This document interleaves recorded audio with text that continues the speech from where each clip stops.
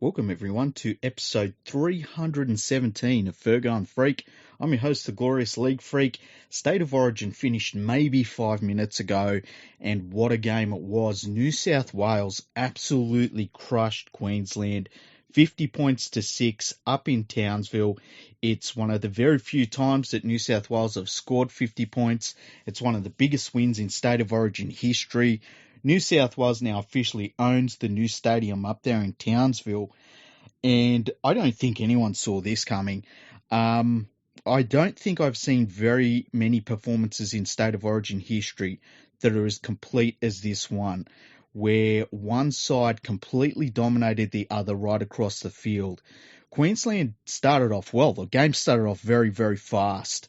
Harry Grant looked really good early on, as did Cameron Munster, and both teams were really getting stuck into it. As the game settled down a little bit, though, I felt like New South Wales, their defence was just a little bit better. They started getting on top of Queensland just physically, especially in the forwards as well. We started to see Damien Cook doing a little bit around the ruck, and Nathan Cleary's kicking game started winning the match for them early on.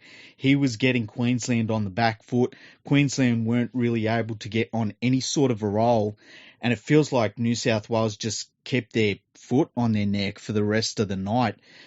Incredible performance. Few really interesting things out of it. Tom Trbojevic roamed around the field all night.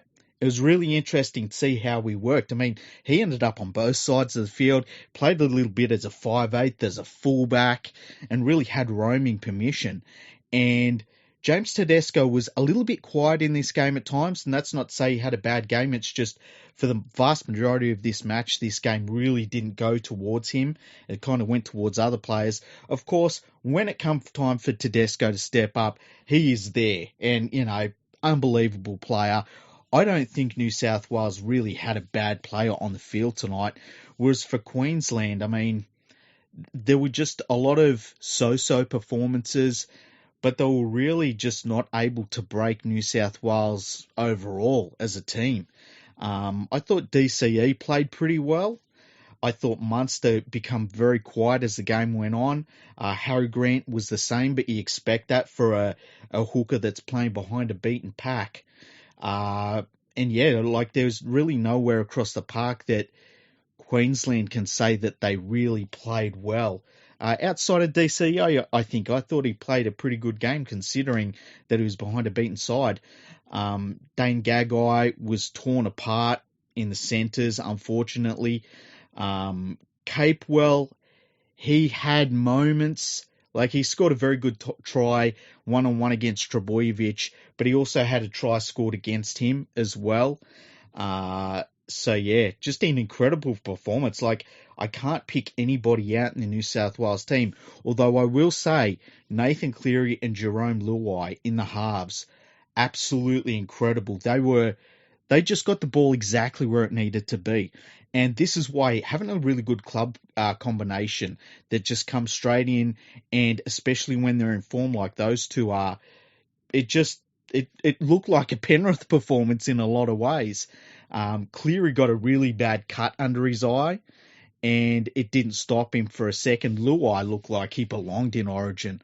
Like, that was unbelievable performance by him. To'o was another player that people were saying, oh, should he be there? And he just showed, like, what a performance by him. Really strong ball running.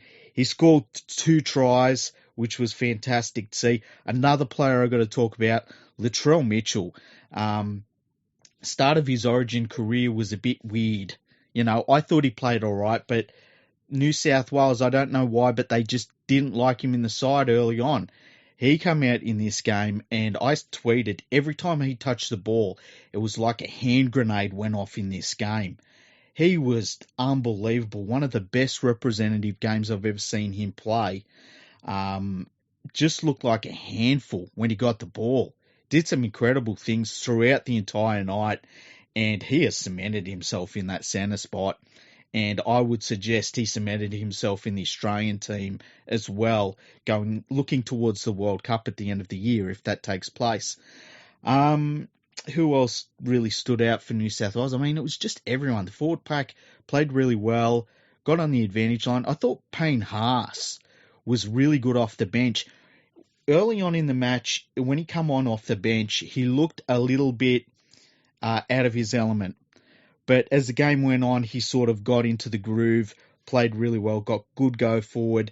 Jake Trbojevic, Cameron Murray, and Isaiah Yeo, they were really good in terms of their defence. You know, they're mobile players, and you've got to love that sort of thing at Origin level, especially when it's as fast as tonight was. Tonight's game was really, really fast. Tariq Sims, early on, Queensland were attacking him, and he was getting caught out a little bit in defence. He also dropped the ball that he called for. I think it was Tedesco made a bit of a break. And Sims called for the ball inside, dropped the ball as soon as he got it. But then Sims put on this ridiculous offload around the back of about 2 or 3 Queensland players right on the Queensland try line and put To'o in for a try. And he kind of made up for everything. Who else can we talk about in this game? Josh Adokar was just Josh Adokar. I mean, you just get an A-plus performance out of him in every single game. For Queensland, who did I like? Look, I tell you one thing. David Fafita, very quiet. Felice Kafusi, very quiet. Jai Arrow, very quiet. I said that I liked their forwards going into this one, and pretty much all of their forwards were kept quiet. They were really dominated up front. Alexander Brimson, we all know him as AJ. I feel like somebody said, hey, he's sick of AJ. Call him Alexander. Alexander Brimson didn't work off the bench, unfortunately. That's not his fault. I don't know why they brought him in off the bench. I thought Jaden Sewer was very good off the bench for Queensland. Joe Offengowie, not so much. He was very quiet for Queensland. Kyle Felt, Felt had a so-so game. He didn't really do too much wrong, but there was one penalty he gave away that was not needed, and it really cost Queensland. It was just one of those stupid penalties he gave away. Josh Adokar, there was a kick put through. The kick was going out over the dead ball line, and he kind of took out Josh Adokar, and it wasn't needed, and it really cost Queensland at the end. Xavier Coates was kept quiet. Valentine Holmes was kept quiet. I was critical of Valentine Holmes being selected at fullback, but I thought that he did all right considering, but it was just one of those games. It was a little bit like the game that Tedesco had for a lot of the night. The game just didn't go his way, but unfortunately for Holmes, it was like that throughout the entire night. Now, I said that I would do player ratings, and I have done that. But before I get into them, I want to say that my player ratings are pretty hardcore. So, basically, if you played an average game for a State of Origin player, which is pretty damn good, you get a 6. If you're better than average, you get a 7. If you are very, very good, you get an 8. If you are extremely good, you get a 9. And if you get a 10, like I think I've rarely given out a 10, but basically you've done a Wally Lewis. Okay, so spoiler alert, no one got a 10 in this game. And you know how many good players there were in this game. So let's go through the 17 for each team. For New South Wales first, let's start with Queensland first. Let's do that. All right, let's start with Queensland first. So, let's do this. Valentine Holmes, I gave him a 5. It was just one of those games, as I said, didn't come his way, didn't really do anything wrong, but, just didn't have much of an impact on the game. Kyle Felt, I also gave him a 5. I think that he was pretty quiet in this one. Didn't get through as much work as I thought that he should have, coming in off the wing and helping out his forwards out. And, of course, there was that bad penalty he gave away. Kurt Capewell, I gave him a 7 because he did some really, really good things. He did give away a try, like a one-on-one try, basically, to Trbojevic. But, I mean, there's a bunch of Queenslanders that could say this. But he also scored the only try for Queensland as well, and it was a one-on-one effort on Trbojevic. So, pretty good effort there. Dane Gagai, gave him a 4. He was dominated in this game. Xavier Coates, I gave him a 5. The game, once again, didn't really go his way, and he was basically left scrambling to try and fix all of the breaks that were happening on the inside of him. Cameron Munster, I gave him a 5. He started off pretty well, but for the last, I would say, 60 minutes of the game, very, very quiet. Daly Cherry Evans, I gave him a 7. I thought in a beaten team, he was pretty damn good considering. There's not much you can do if you're a half or you're a hooker when your team's getting beaten up front the way Queensland were. But I thought that Daly Cherry Evans did his best. Christian Welch, I gave a 4. He was playing pretty good early on, but then there was a head clash. I think it was with, it was with Brian Toto, I believe. Head clash. He didn't see much play after that, unfortunately. Harry Grant, I gave a 6. Very early on, he looked terrifying for New South Wales. He was running the ball so well. He was making half breaks. Everyone around him looked really, really strong. But as New South Wales got the upper hand up front, he kind of faded out of the action a little bit. And once again, not much you can do when you're a hooker in that situation. Big Tino, I thought he was also pretty good early on. I gave him a 5. David Fafita, I gave him a 4. I thought that he was pretty disappointing in this game. I feel like that he maybe needs to play a little bit wider for Queensland. I can understand why he was playing not as wide as he sometimes does for his club side. But I think to get the most out of him, you've got to let him have a little bit of leeway in his running game. Let him target players. And I feel like maybe he was playing in a little bit more of a structure and it didn't work for him. Felice Kafusi, I gave him a 4. He really didn't do much in this game. Jai Arrow, I gave him a 5. He was all right. He wasn't anything great and was part of a beaten pack. Off the bench, Alexander Brimson, I gave him a 3. This is a very good fullback that should have been playing fullback for this Queensland team. And he came off the bench in a utility role. I didn't understand it. It was not fair to him. This isn't a reflection of him as a player. I love him as a player. He's a fantastic player. But it's just the wrong situation for him at 3. I thought Jaden Sewell was really good off the bench for Queensland. I gave him 7. I thought he made a big impact when he came off the bench. Fodawaker, I gave him a 6. I thought he was also good off the bench.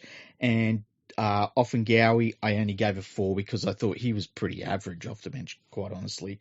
But look, for all of those Queensland forwards, it was very hard for them to stand out because they were getting dominated. They really, that New South Wales pack was fantastic. And the thing about the New South Wales pack, it wasn't just the forwards. The backs were coming in, really helping the team get on a roll. It was just a great all-round team performance. So, the New South Wales player ratings. Here we go. How did the winners go? James Tedesco. Think about how well he played. This is how hard I mark these players. I gave James Tedesco a 7. He was pretty good in the second half, but I still gave him a 7. I thought in the first half he was a little bit quiet. Not his fault. Game didn't really go his way. I also gave Josh Adokar a 7. You always get a great game out of Josh Adokar. Everything you could ask from him, he did really well. Better than average, 7. Latrell Mitchell, I gave a 9. He was outstanding. He was just a monster out there. And they're the games that Latrell Mitchell has in him. They're those games that, when people say, is Latrell Mitchell a good player? Is he overrated? Blah, blah, blah, blah, blah. An average Latrell Mitchell game, when he's healthy and fit, an average Latrell Mitchell game is very, very good. A great Latrell Mitchell game, you cannot beat the team he's playing. That's the level that he can get to. And we saw that tonight. He was unstoppable. Incredible. Tom Trbojevic, incredible game. 9 as well.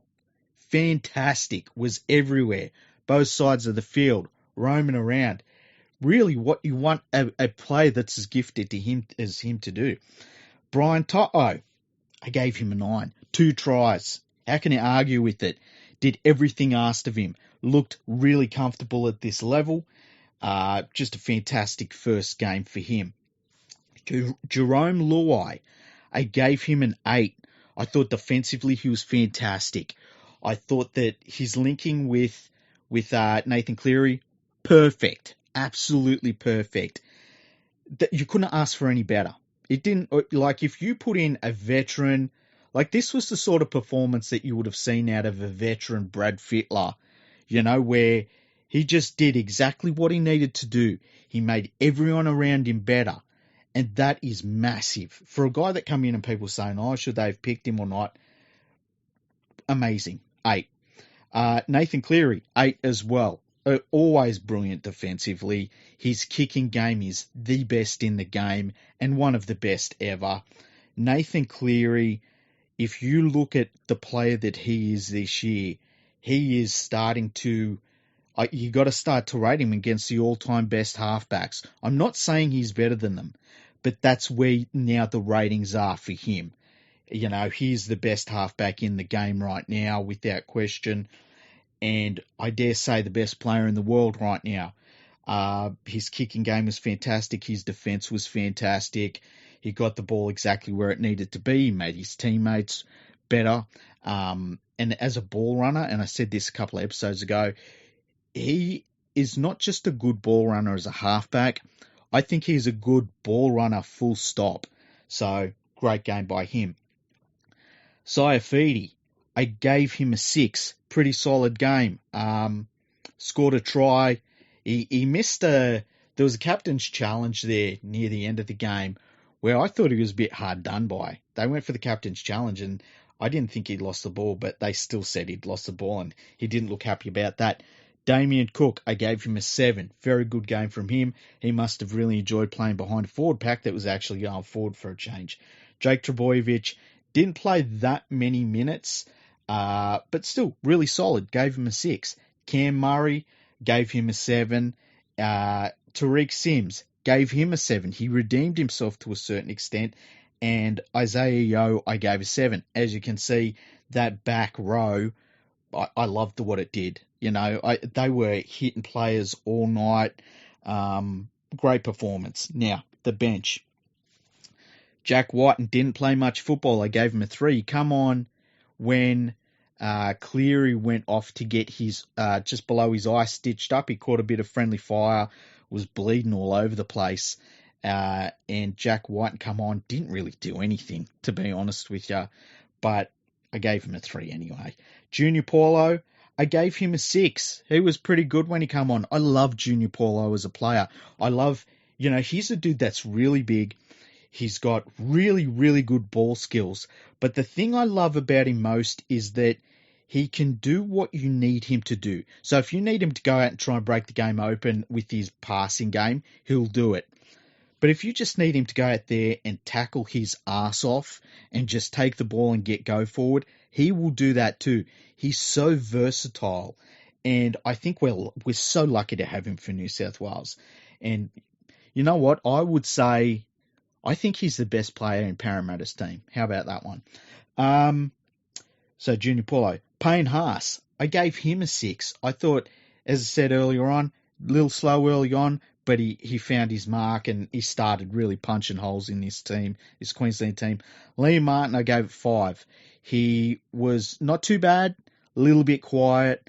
I would have liked to have seen a little bit from him. I think that we will see him selected in the next game as long as there's no injuries and things like that. I think what you will find is when him and Cleary start hooking up, like they do in the NRL for the Panthers, Liam Martin's going to start carving teams up at this level.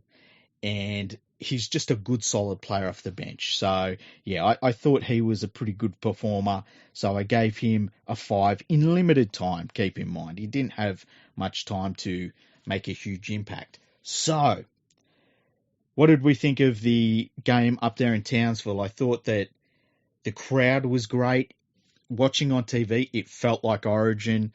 The crowd was going off through the entire game. It was fantastic. It was cool to see they put in temporary seating. And if it wasn't for cyclones up there in North Queensland, I feel as though we would see them keep that temporary seating, but it's probably a little bit dangerous with cyclones around up there. But it gave you a glimpse into what that stadium could be if they get to a point where they say, look, we think that it's worth upgrading the stadium, filling in that one end that's open-ended. And, great stadium. Unfortunately, belongs to New South Wales now, unless Queensland beats us there in Townsville, which I don't think they're going to do anytime soon. Going into Game 2, It's at Suncorp Stadium, Lang Park. If I'm Queensland, I don't know what changes I make personnel-wise, because I think for the most part, I think that they picked their best team available. I think I would put Valentine Holmes back to the wing, get rid of Felt, and then I would have Brimson at fullback. I just think he gives you a little bit more an attack at fullback. He's a little bit more of a steady player. I also think his upside is higher than Holmes at fullback. Holmes is a winger. He's a very good winger. He's a pretty average fullback, and that's how I feel about him. And then on the bench, I guess you could bring in Hunt as a utility player if they want to go that way. But I think if I was Queensland, I would maybe look at having 4 forwards on the bench, or at least 3 true forwards and 1 big body that can play 5'8". Look, and I don't know who that is off the top of my head. Yeah, no one jumps out at me off the top of my head in that regard. But that's the thing. I thought this Queensland side was pretty good, and they've just got whipped. For New South Wales, I don't change a thing. As long as everyone's fit and healthy, I don't change one single thing about this team. Even if other players are healthy and they're available, I don't know if Radley is going to be available in time because he's got such a long stint on the sideline. I can't drop anyone. Everyone just played so well. Even Sims, who probably had the lowest lowlights in the New South Wales team, he made up for it. And I can't drop him even. So I think that the teams we see in Game 2 are going to be very similar to these ones that we saw in Game 1. You can never underestimate that Queensland will turn it around. They find ways to do that in these games. And, New South Wales also has a tendency to be a little bit, they get complacent. When they have a game like this where they've flogged the opposition, they very rarely back it up by flogging the opposition again. They normally have a really, really, really tight game, or they lose, and they lose pretty badly. So it's going to be interesting to see how these two teams back up. Now, on the refereeing, I thought that the game, it was refereed in a way that I liked for the most part. We didn't see any of those stupid penalties anytime somebody got brushed in the face or smacked across the top of the head or anything like that. So that was good to see. We did see a few 6 again calls though, and they were given to Queensland coming into the end of the first half. And you could see New South Wales were dominating this game. And Queensland got a couple of sets of 6 where it was 6 again, 6 again, 6 again. And it just changed the game. And it really showed how terrible these 6 again calls are at really flipping a contest. And that's not how it should be. A 6 again, it shouldn't be a massive penalty like that. So, and I tweeted again, we got to get rid of this 6 again crap because it has the potential to ruin games, So, but that was really the only thing from this game I could say about the refereeing. As for the coaching, look, I think Whiten, and I said before I can't change anyone. I can change Whiten. I don't know what the idea was to have him on the bench. I don't think that you can go into any football game and say, I've got this guy just in case, and I'm willing to not use him if I don't have to. I don't think rugby league games are like that, I think you've got to have 4 players on your bench that you are happy to use, that you're ready to chuck into the action, and it doesn't matter if you're leading, if the team is humming along, you want to use them. And obviously Whiten was not one of those players, so I'll drop Whiten and maybe bring back, who would I bring? I'd bring in Angus Crichton if he's available. I would bring him in for Whiten because it's just not needed. As for Paul Green, I don't know where he goes here. It's a difficult one. It's a real difficult one. I think he's got to use Fafita differently. That's for sure. I think he has to ask for more out of his forwards because they were dominated in this game. And at some point, you've got to go out and win that physical contest. You can look at all technical things and who's playing where and stuff like that. If you're letting an opposition team dominate you physically, which is what we saw tonight, you're not going to win the football game. And they lost, and they lost big. So Paul Green, his first State of Origin series, he has a lot to do. He's got to coach his ass off now. Otherwise, they're going to go down to New South Wales and they're going to run out in Stadium Australia. And if it's a 2-0 series, they might get absolutely flogged because New South Wales has a really good record there at the Olympic Stadium in Sydney. So we'll see what happens. Anyway, my voice just about made it. I didn't get as smashed as you lot wanted me to because I wanted to make sure this was not a bad podcast. So anyway, Friday, I've got a very special guest coming up with an incredible journey that they went on. And I think you're going to love it. It is a little bit rugby league related, but not too much. It will probably be posted in the afternoon of Friday. If any news comes out between then and now, I will jump on and do a quick podcast about it. I might even do a long podcast about it. Then on Sunday, I will have another special guest on that will be talking about an issue in rugby league overseas that I think we need a lot of clarification on. So I went to somebody who they have been on top of everything on this subject. So I think it'll be a really interesting episode for you to hear. Anyway, thank you so much for your support. Your support is brilliant.